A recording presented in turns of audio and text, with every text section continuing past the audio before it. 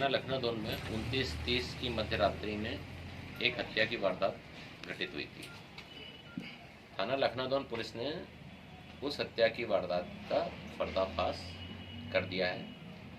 माननीय पुलिस अधीक्षक श्री रामजी श्रीवास्तव साहब के निर्देशन में अतिरिक्त पुलिस अधीक्षक श्री श्याम कुमार मरावी साहब के मार्गदर्शन से लखनऊ की पूरी टीम ने मिलकर इस संदेह कथ्य का पर्दाफाश किया है। जैसा आप लोगों को ज्ञात है कि 30 तारीख को सवेरे एक मृतक विक्की कहार का शव अस्पताल के छत पे पाया गया था। उसकी वहाँ पे विक्की कहार इलेक्ट्रीशियन का काम और प्लम्बर का काम भी शायद देखता था। मर्ग कायमी के बाद थाना लखनऊ पुलिस द्वारा घटनास्थल पर पहुंचकर संबंधित घटना से पूरे वैज्ञानिक साक्ष्य और भौतिक साक्ष्य इकट्ठे किए गए थे। उसकी कार्रवाई कराई गई थी। घटना दिनांक को रात्रि में अस्पताल में गार्ड ड्यूटी पर तैनात संतोष ध्रुवे से कड़ाई से पूछताछ करने पर उसने बताया कि वह सिविल अस्पताल लखनऊ में गार्ड के पद पर काम करता है। विक्की कहार भी 11-12 साल से इलेक्ट्रीशियन का काम करता है और बीएमओ साहब का चहेता है, खास है, जिसके कारण विक्की कहार को लेकर अक्सर उसे टोका टोकी और गाली गुप्तार करता रहता था एवं चाहे जब गार्ड की ड्यूटी से हटवाने की धमकी देता रहता। दिनांक 29/9/22 को सिविल अस्पताल लखनऊ में संतोष की गार्ड ड्यूटी रात के 9 बजे से सुबह 9 बजे तक थी। रात को 10:30 बजे विक्की के फ़ोन से इसके फ़ोन पे फ़ोन आता है कि ऊपर पानी नहीं है, तुम लोग काम पर ध्यान नहीं देते, और गाली गुप्तार माँ बहन की गंदी गंदी उसको करता है।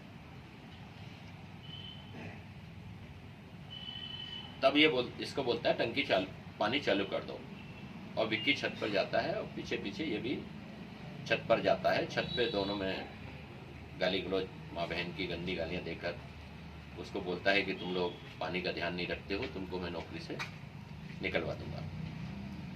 गुस्से में संतोष ध्रुवे के द्वारा वहीं पड़ी हुई रॉड, वहाँ पे लोहे का काम चल रहा है, ऊपर कंस्ट्रक्शन का काम चल रहा है, उठा के इसके सिर में मार दी जाती है, जिससे उसकी हत्या हो जाती है। फिर इसके द्वारा संतोष के द्वारा उसके कपड़े उतार दिए जाते हैं और वहीं पे रख दिए जाते हैं ताकि लोग घटना को कुछ और समझें, किसी और एंगल से देखें। जब ये देखता है कि विक्की खत्म हो गया तो ये नीचे आके कमरे में सो जाता है। फिर ऊपर सवेरे ये सामने की सीढ़ी से सबसे पहले देखने जाता है, वहां देखकर ये देखता है खत्म हो गया है। जब भी अस्पताल में कोई पाइपलाइन या कोई ऐसी चीज टूट फूट हो जाती थी जिसमें पानी ऊपर नहीं जाता था, तो विक्की कहार अक्सर इसको गाली गलौज, डांट डपट करके और नौकरी से निकलवाने की धमकी दिया रहे। आरोपी को गिरफ्तार कर संबंधित साक्ष्य घटना से इकट्ठे कर उसको रिमांड पे भेजा जा रहा है। पुलिस रिमांड ली जा रही है, जिससे इस घटना से संबंधित और भी उसके बारे में पूछताछ की जाएगी। अन्य कोई साक्ष्य आने पर उसमें अग्रिम कार्रवाई की जाएगी।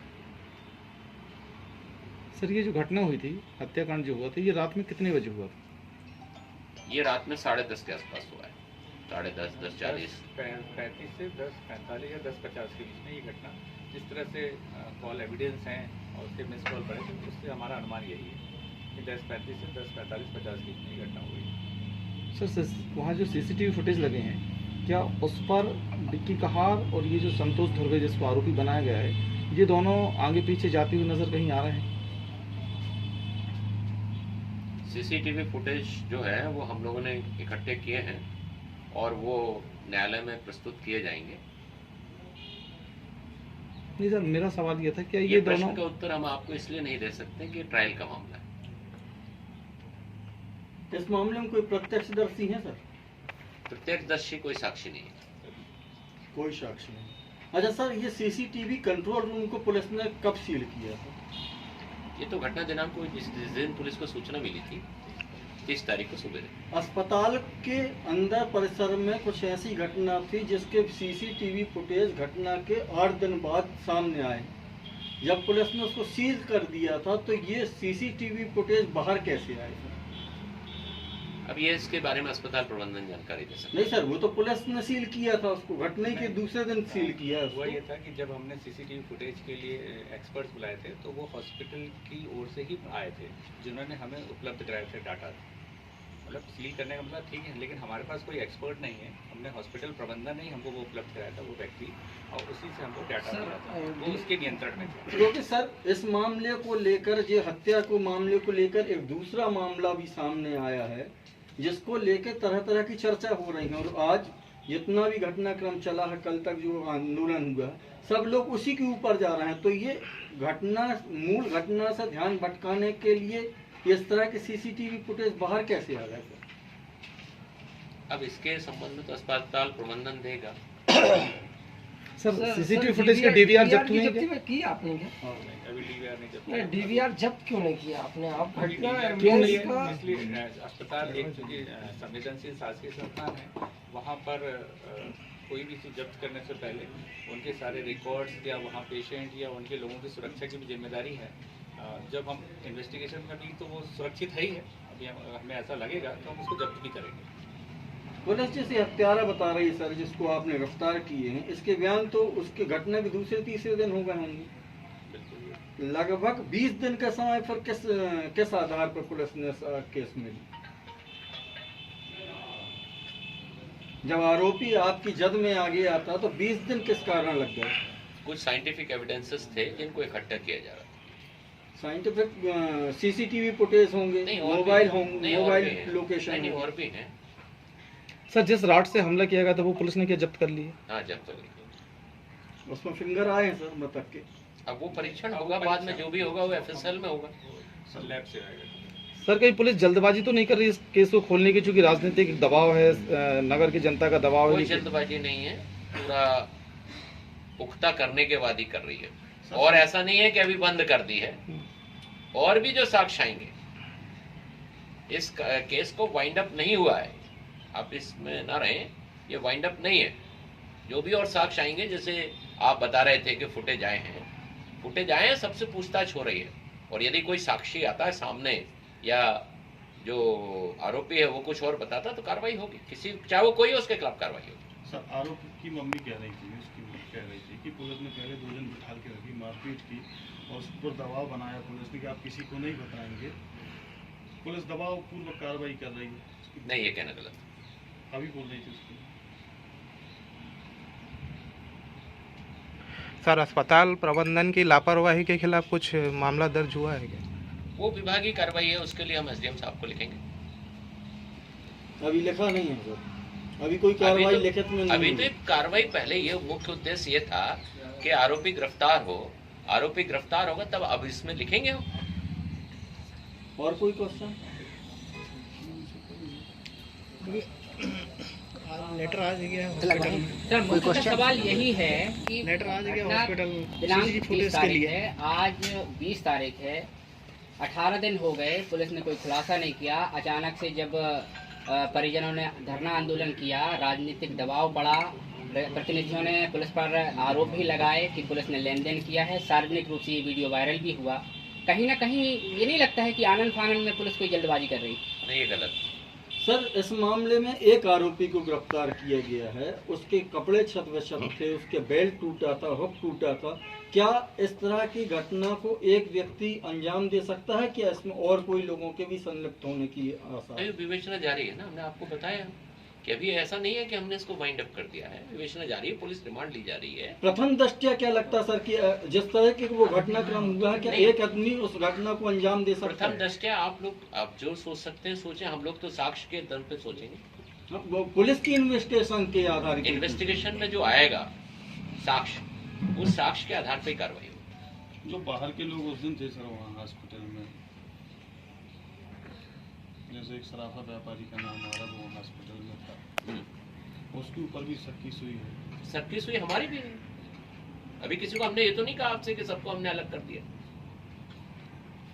भाई साक्ष्य यदि आएंगे तो चाहे वो कोई हो, कार्रवाई होगी, बोल रहे हैं। तो सर जैसे एक आरोपी गिरफ्तार हुआ, उसने ये मान लिया कि मैंने हत्या की है, तो उसने ये भी तो बताया होगा साथ में और कौन लोग थे? अभी इसलिए तो पुलिस रिमांड ली गई है। सर ये घटना तो यहीं खत्म हो जाती है, क्योंकि जिस तरीके से आप बता रहे थे, विक्की ने और संतोष के बीच में कहा सुनी हुई और आवेश में आकर उसने जो है उसको मार दिया, तो फिर इसमें अन्य लोगों के समाहित होने का कोई प्रश्न ही नहीं होता। नहीं, ये तो विवेचना का बिंदु है, विवेचना में आएगी अभी कोई बात, अभी तो विवेचना चल रही है ना। अभी केस क्लोज नहीं हुआ है। भाई साक्ष्य, देखिए कोई भी चीज साक्ष्य के आधार पर प्रस्तुत की जाती है न्यायालय में, बिना साक्ष्य के आधार पर कोई चीज प्रस्तुत नहीं की जाती न्यायालय में। अगर साक्ष्य आएगी, किसी के खिलाफ आएगी, तो मैं आपसे कह रहा हूँ कि वो कोई नहीं बचेगा, चाहे वो कोई हो। और हम आपके माध्यम से भी अपील करते हैं कि कोई भी किसी भी अगर शहर के नागरिक को, किसी भी वर्ग को अगर इस संबंध में कोई भी जानकारी हो तो कृपया करके हमसे शेयर कर सकते हैं पुलिस प्रशासन। अगर आप अपना नाम गोपनीय रखना चाहते हैं तो वो भी पुलिस एहतियात बरतेगी। और आप इस संबंध में कोई भी एविडेंस या कुछ भी चीज़ आप शेयर करना चाहते हैं जो हमारी विवेचना में सहयोगी होगा, हम उसको बिल्कुल स्वीकार करेंगे। सर जब तक विक्की की मम्मी के कहना ये था कि पुलिस आई थी, पुलिस हमारे पर दबाव बना रही कि आप दो गवाही दो, नहीं ऐसा नहीं दो बार आई है, पुलिस दबाव बना रही है, मैं खुद मिल के आ रहा हाँ हूँ। ठीक है, तो ये उनका ये कहना अलग होगा, ये इस बारे में मैं नहीं कह सकता कि उन्होंने क्या कहा क्या नहीं कहा। हम जरूर उनसे मिलने गए थे और अपना पक्ष से जो हमने था वो बात हमने उनको बताई थी। ये बात सही है। सर ये जानकारी ये भी आ रही है कि सीसीटीवी जो अस्पताल के फुटेज, उसके लिए पुलिस ने आज अस्पताल प्रबंधन को एक पत्र जारी किया जिसमें उनसे सीसीटीवी फुटेज की मांग की गई है, क्या ये सही है? सीसीटीवी फुटेज की नहीं, हमने उनसे पूरा अपडेट ये मांगा है कि आपके कितने कैमरे लगे हैं, कितने चालू हैं, कितने रिकॉर्डिंग हो रही है, ये मांगा हमने। ये बात सही है। नहीं सर, 29 से 30 तारीख की रिकॉर्डिंग मांगी गई।